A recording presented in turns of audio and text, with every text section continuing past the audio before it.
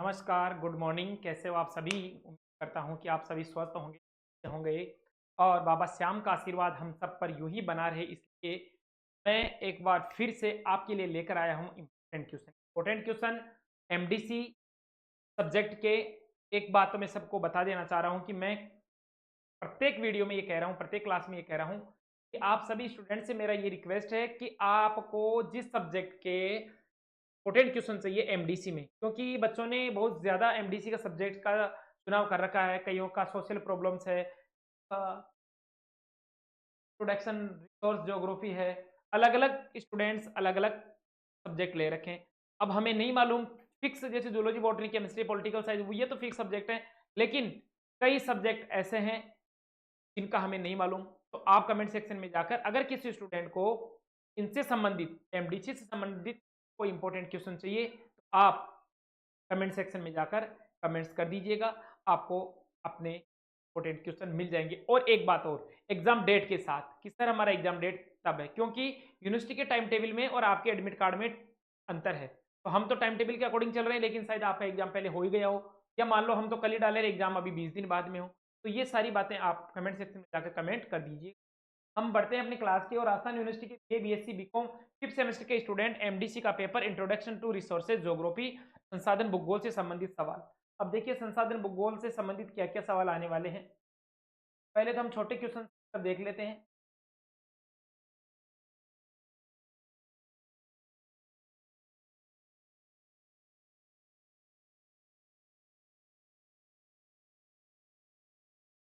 First के छोटे question,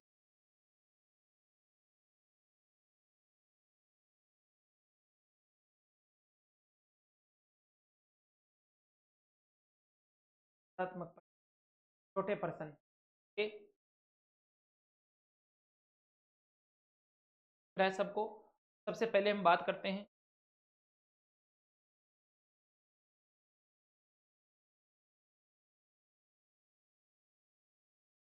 ठीक है। सबसे पहले छोटे प्रश्न यूनिट फर्स्ट से, संसाधन भूगोल क्या है, रिसोर्सेज ज्योग्राफी क्या है, डेफिनेशन आपको बतानी है। प्रश्न संख्या 2 है, संसाधनों की परिभाषा दीजिए। आपको जो जितने भी रिसोर्सेज हैं, जितने भी संसाधन हैं, किस किस प्रकार के होते हैं उसकी आपको डेफिनेशन देनी है। प्रश्न संख्या 3 है, संसाधनों के दो प्रमुख प्रकार कौन से हैं, संसाधन मुख्य रूप से कितने प्रकार के होते हैं, नवीनीकरण, अनवीनीकरण, ठीक है ना, वो बताना है आपको। इसके अलावा प्रश्न संख्या 3 हो गई थी ना यहाँ तक। प्रश्नों में 4, 5, 6 से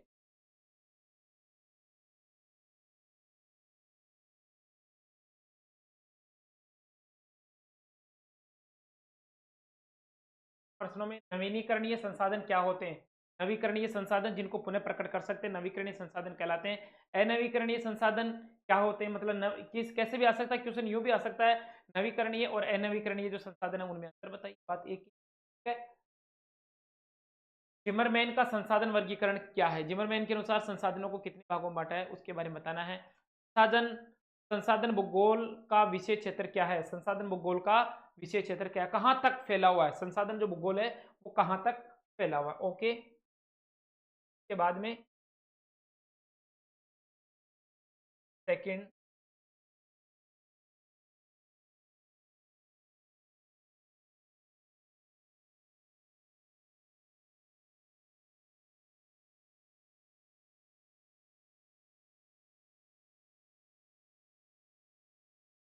थर्ड, संसाधन, मानव संसाधन क्या है, मानव संसाधन की आपको डेफिनेशन देनी है। ओके, सारे क्वेश्चन आ जाएंगे वो तो।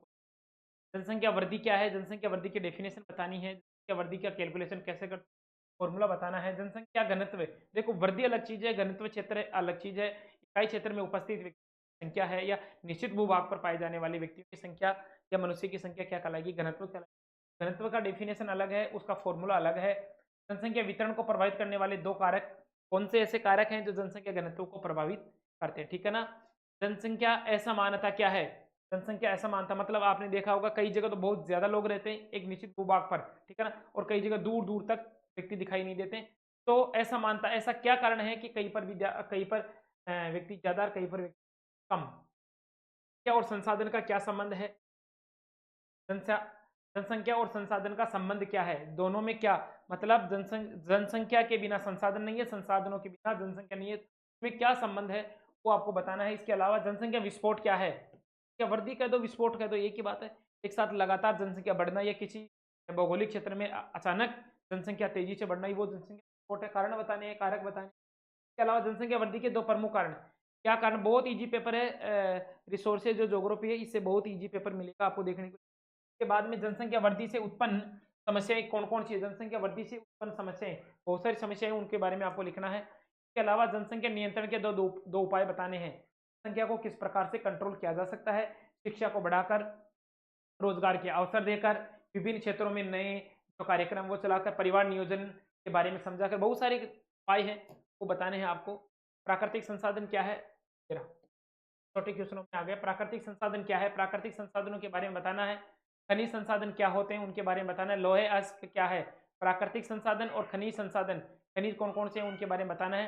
तांबा, जो कॉपर की बात करें तो इसके उपयोग बताने हैं, कॉपर के क्या क्या उपयोग है। पारंपरिक ऊर्जा संसाधन कौन से हैं, वे संसाधन जो भगवान ने हमें दिए चलते आ रहे हैं, मालूम है ना, सौर ऊर्जा, पवन ऊर्जा, ये पारंपरिक ऊर्जा के स्रोत हैं, उसके बारे में आपको बताना है। हो गया, क्या संसाधन का हो ही गया, मानव संसाधन वाला हो ही गया। संसाधन भूगोल प्रश्न में ये हो गया। उसके बाद में कपास, अगला कपास क्या है, कॉटन के बारे में बताना है। रबर उत्पादन के लिए कौन सी जलवायु चाहिए, रबर का जो उत्पादन करते हैं रबर के पादपों से, तो रबर के जो पौधे लगाते हैं उसके लिए जलवायु का प्रकार से एनवायरमेंट उनको डिफेक्टिव करती है। गन्ना किन परिस्थितियों में उगाया जाता है, शुगर केन जो है गन्ना है किन परिस्थितियों में उगाया जाता है, मतलब इनकी भौगोलिक परिस्थितियां लिखनी है। ये परिस्थितियां नहीं लिखनी है कि पैसे होते हैं तब गन्ना उगाते हैं, वे वाली नहीं, भौगोलिक परिस्थितियां लिखनी है। खाद्य फसलें क्या है, एक तो होती है व्यवसायिक फसलें, एक होती है खाद्य फसलें, ठीक है ना, अनाज वगैरह दालें, उनके बारे में बताना आपको।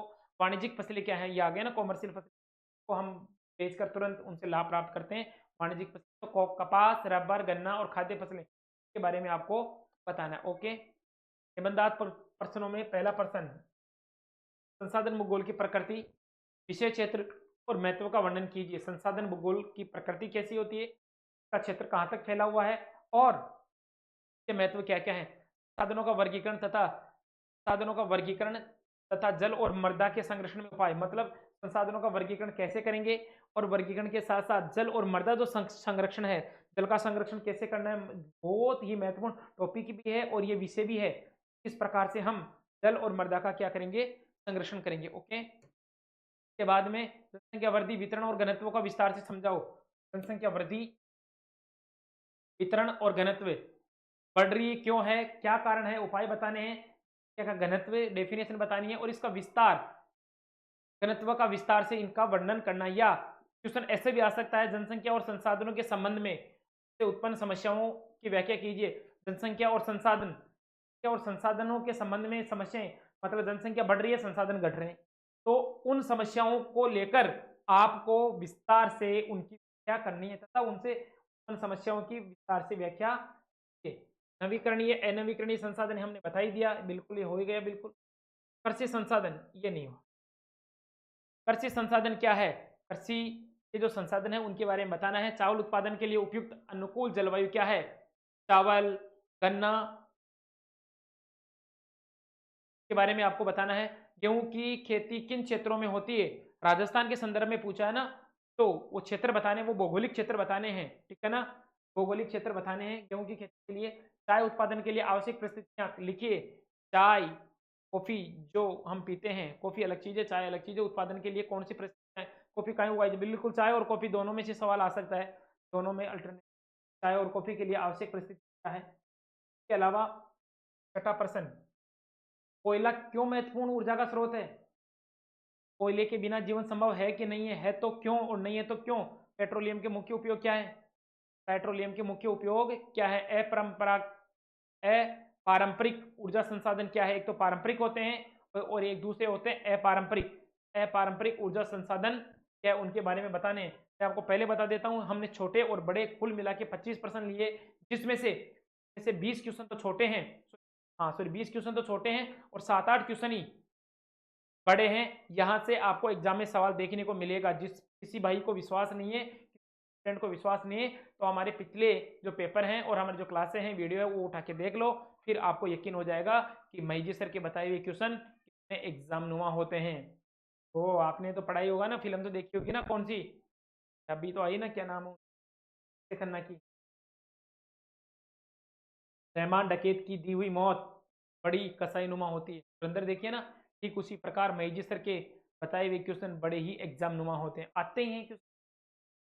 ऊर्जा, सौर ऊर्जा, एक तो होता है तुक्का, एक होता है मेहनत। हम तुक्का नहीं लगाते हैं, मेहनत करते हैं, देखते हैं, पढ़ते हैं, सोचते हैं, विचारते हैं कौन सा क्वेश्चन कितनी बार पूछा गया है, क्यों पूछा गया है, क्यों उपयोगी है, पूरा का पूरा जो इसका ब्लूप्रिंट है वो देखते हैं। उसके बाद में इन क्वेश्चंस के अध्ययन पर पहुंचते हैं। ऐसे नहीं 4 क्वेश्चन इधर से उठाए, 2 उधर से उठाए, वो चोरी छिपे वाला काम नहीं है।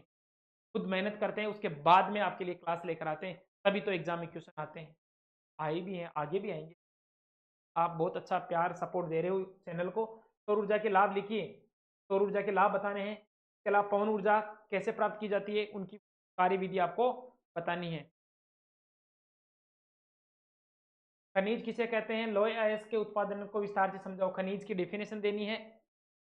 खोदकर, कैसे खोदकर भूमि से निकालने वाले, फिर उसमें अयस्क अलग चीज है ना।